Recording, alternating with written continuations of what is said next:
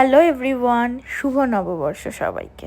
সকালে উঠেই ব্রেকফাস্ট করে, অ্যাকচুয়ালি ওটা সকাল না, দুপুর একটার সময় ব্রেকফাস্ট করে স্নান করে রেডি হতে বসে পড়েছিলাম। কারণ আমাদের সকাল থেকে কোনো প্ল্যান ছিল না কোথাও বেরোবো, হুট করে প্ল্যান হয় যে বেরোবো। দেন সেজে গুজে বেরিয়ে পড়ি আমি আর বোন। আলটিমেটলি আমরা 5:30টায় বেরোতে পেরেছি। আমরা আজকে যাচ্ছি কল্যাণীতে। কোথায় যাচ্ছি খেতে সেটা তোমাদের এখন বলবো না, ওটা তোমাদের চলবো কিছুক্ষণ পরে। তো চলো।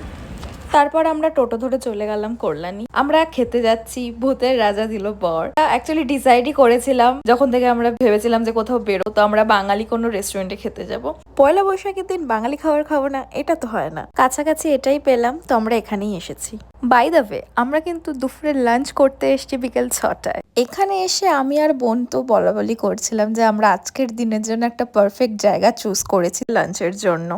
আর এখানের অ্যাম্বিয়েন্স নিয়ে তো কিছু বলারই নেই, এক কথায় জাস্ট অসাধারণ। দেওয়ালের এই ছবিগুলো দেখে তো আমার সেই ছোটবেলায় দেখা গুপি গাইন বাঘা বাইনের কথা মনে পড়ে গেল।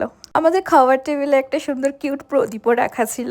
আমি কিন্তু শাড়ি পরতে এত ভালোবাসি, তাই শাড়ি পরার একটা চান্সও হাতছাড়া করি না। এখানের মেনুতে তো প্রচুর কিছু ছিল, বাট আমরা ভেবেছিলাম বেশি কিছু খাবো না, একেই যা গরম পড়েছে। তো চলো তোমাদের বলি আমরা এখান থেকে কি কি নিয়েছিলাম। তো আমরা নিয়েছিলাম চিংড়ির কাটলেট, যেটা খেতে অসাধারণ ছিল।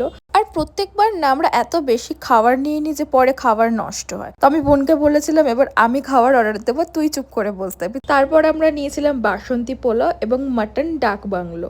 নববর্ষ উইদাউট মাটন এটা তো চলে না। বাসন্তী পোলাও আর মাটনের টেস্টটাও কিন্তু এখানে খুবই ভালো ছিল। আমি শুনেছি এখানকার ডাব চিংড়িটা খুবই টেস্টি, বাট কাল আমার খাওয়া হয়নি কারণ পোলাওয়ের সাথে ডাব চিংড়িটা যায় না। দ্যাটস ওয়াই আমাদের খাওয়া হয়নি। তো নেক্সট টাইম যখন আবার ভিজিট করব আমি অবশ্যই এখানকার ডাব চিংড়িটা ট্রাই করব। এরপর রিফ্রেশমেন্টের জন্য দুজনে দুটো কোল্ড ড্রিঙ্কস নিয়েছিলাম, যেটা খেতেও খুব ভালো ছিল। এবার আমরা বলাবলি করছিলাম এরপর কি খাওয়া যায়। তো আলটিমেটলি আমাদের পেটে আর জায়গা ছিল না কিছু খাওয়ার মতো, কিন্তু তবুও আমরা খাবো। আমরা ভেবেছিলাম রাবড়ি নেবো, বাট ওখানে রাবড়িটা অ্যাভেলেবেল ছিল না। তো তাই জন্য আমরা নলেন গুড়ের আইসক্রিম নিয়েছিলাম, যেটা খেতে অপূর্ব ছিল, ভীষণ টেস্টি ছিল। তো বোন তো বলছিল আর একটা নেবে, তো আমি বললাম আজ নয়, আবার যখন নেক্সট দিন আসবো তখন আমরা আবার খাবো। তো সবশেষে আমাদের বিল চলে আসে, আসতে না আসতে বিলটা পড়ে যায়। তো আমাদের বিল এখানে হয়েছিল 1617। তো চলো এবার আমরা বেরিয়ে পড়েছি, বাড়ি যাব।